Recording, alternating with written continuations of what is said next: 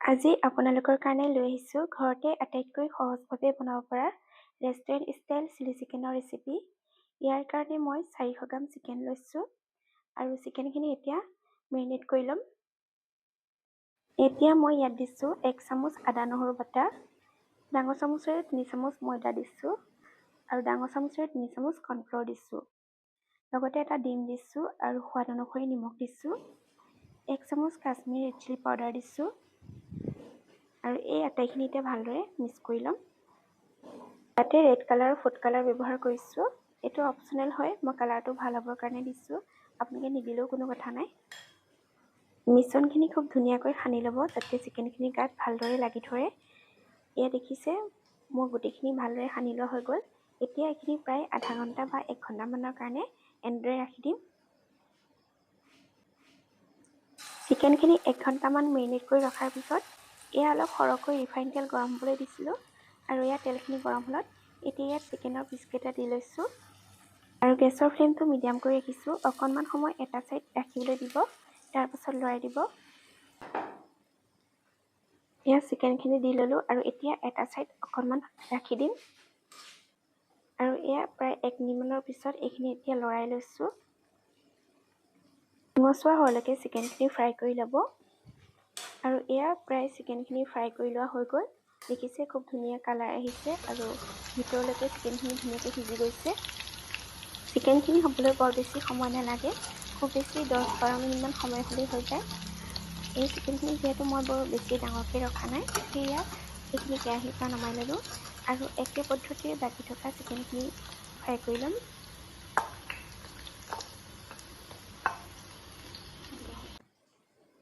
আৰু এয়া আনফালে ৰেচিপিটোৰ বাবে প্ৰয়োজন হোৱা চচখিনি বাতি এটালৈ উলিয়াই লৈছোঁ, তেতিয়া পিছত দিবলৈ সুবিধা হয়।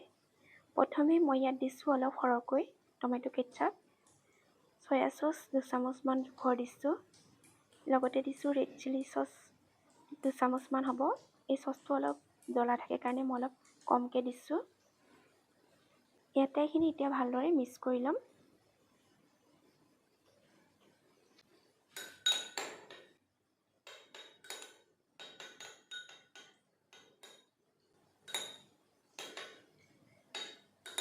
আৰু এয়া এইখিনি ভালদৰে মিক্স কৰি ল'লোঁ।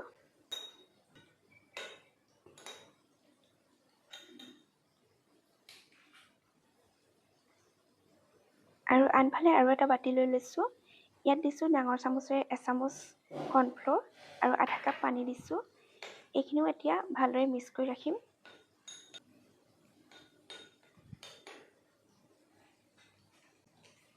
আৰু আনফালে এয়া কেৰাহীখন পাতি লৈছোঁ।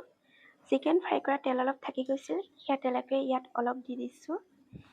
তেলখিনি ইয়াত ভালদৰে গৰম হ'লত মিহিকৈ কাটি লোৱা নহৰু কেইফুটামান দি দিছোঁ আৰু লগতে মিহিকৈ কটা কেঁচা জলকীয়া দুটাও ইয়াতে দি দিছোঁ।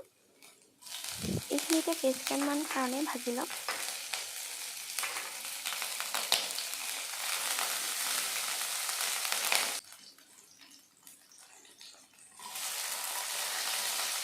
গেছৰ ফ্লেমটো হাই কৰি ৰাখিছোঁ আৰু হাই ফ্লেমতে এতিয়া ইয়াত ডাঙৰ চাইজৰ এটা কেপচিকাম দিছোঁ আৰু অলপমান বিলাহী দিছোঁ।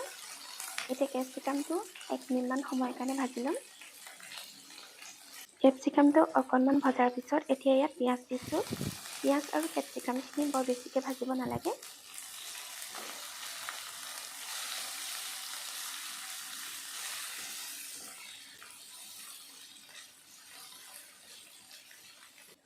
পিঁয়াজ আৰু কেপচিকামখিনি অকণমান ভজাৰ পিছত এতিয়া ইয়াত আগতে ৰেডি কৰি ৰখা চচখিনি দি দিছোঁ, লগতে অকণমান পানীও দি দিছোঁ।